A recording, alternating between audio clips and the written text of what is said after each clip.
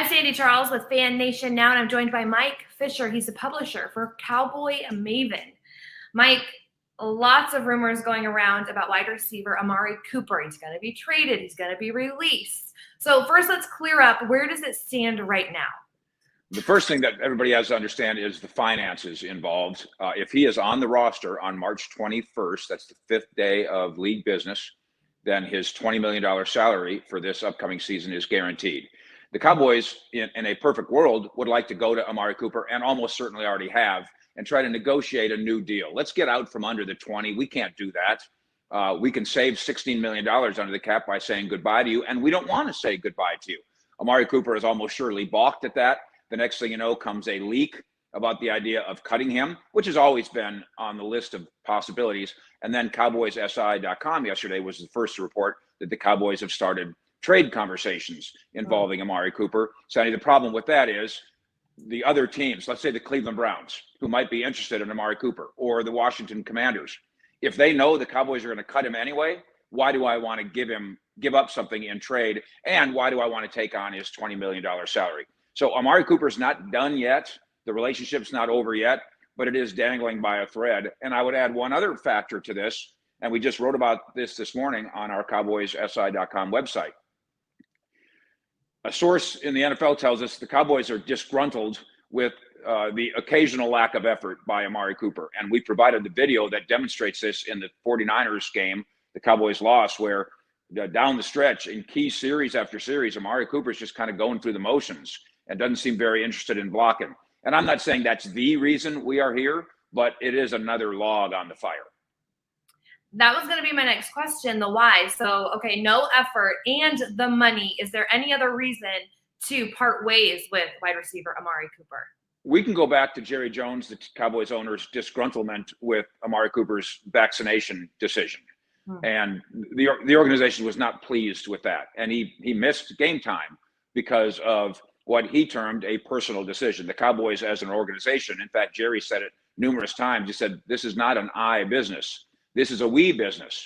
So again, I don't want to make that the vaccination issue the headline, especially now, Sandy, that the NFL seems to have decided that COVID doesn't exist anymore, because now not only do we have new COVID protocol rules, we have no COVID protocol rules in the NFL anymore, but you start adding up these things, including the money, and you see why the Cowboys are on the precipice of moving on from AMARI Cooper.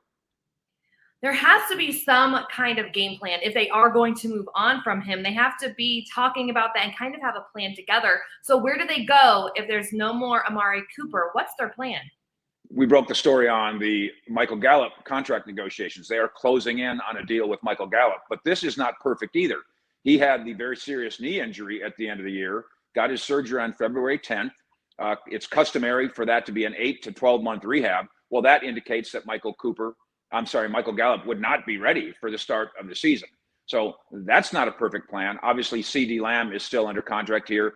They have a great deal of affection for two other guys who are also free agents, Cedric Wilson and Malik Turner. In theory, you could say goodbye to AMARI Cooper, save $16 million, take the $16 million and buy the new contracts of Gallup and Malik Turner and Cedric Wilson. But you're still down AMARI Cooper, which means you're down a 4-time Pro Bowler.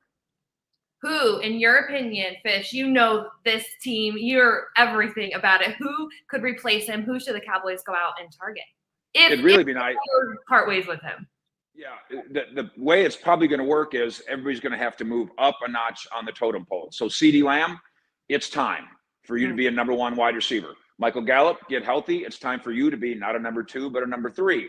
And right up the chain, re-sign Cedric Wilson. And it's time for you, Cedric, to not just be a gimmick guy and a special team guy, but you move up from number 4 receiver to number 3. They can do all of this in-house, but the proof will be in the pudding. At the end of the year, AMARI Cooper's numbers weren't good compared to what they expect around here. And yet, if AMARI Cooper took those numbers to the Cleveland Browns, they'd throw a parade for him in Cleveland. They have nothing like that. So he will still be in the NFL, and he will still be coveted. And he'll still be productive, but it might not be in a Cowboy uniform. Cowboy standard is the gold standard. So understandably, okay, before I let you go, just a quick update, Dak Prescott, surgery, any news on that front? He did have what they call a cleanup surgery on his non-throwing shoulder. And so I don't think we can attribute anything late in the season to some of his struggles to that, although it is worth asking Dak, when did you feel any discomfort there? And how much impact did it indeed have?